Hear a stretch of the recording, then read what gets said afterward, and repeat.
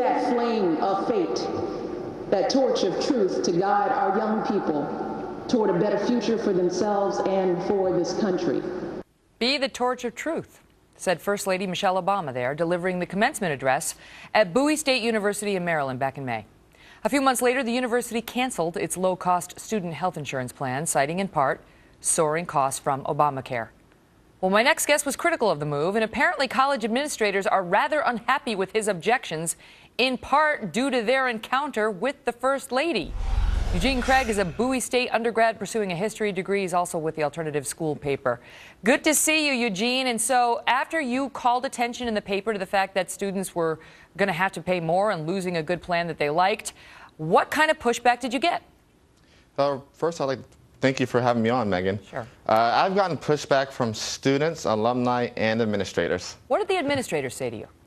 I actually had an administrator pull me aside after a pre-planned Obamacare open forum and tell me how our coverage has hurt the university, how it's made the university look bad, especially in light of the fact that we had Michelle Obama as our commencement speaker last semester. So you're not supposed to criticize this law, according to this administrator, because the First Lady gave the commencement address. Well, apparently commencement addresses supersede free speech at Bowie State University right now. Who else is giving you a hard time?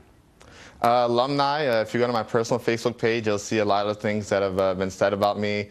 I had one alumni actually call me a wannabe grandson of Clarence Thomas, which to a large degree I think it's a compliment, being that he's probably one of the best Supreme Court justices we've ever had. So that one backfired. Are you surprised, Eugene? I mean, all you did was call attention to the fact that people were losing what was a low-cost, low-benefit, but low-cost insurance plan and going to have to pay a lot more under certain plans, and the disdain for that article, for your attempts. Actually, I'm not surprised at all. There's actually very little tolerance at Bowie State University for any type of thought that is outside of the mainstream cultural thought at Bowie State University. I can give you a couple examples. Last semester, my organization, Students for Liberty, we hosted United States Senator Tim Scott on campus. We had 0 attendance from the administration, but they were very willing to be front and center for both Louis Farrakhan and Angela Davis. Wow. Do you feel like that is sort of built into their approach in the classes, you know, the atmosphere on campus? Because it feels like a form of brainwashing to just shut down the other point of view entirely. Well, I can definitely say that the other point of view isn't necessarily embraced. My definition of an academy or a university is where a debate of ideas is supposed to take place. And, you know, a lot of times the debate itself isn't allowed to take place, or both sides aren't presented.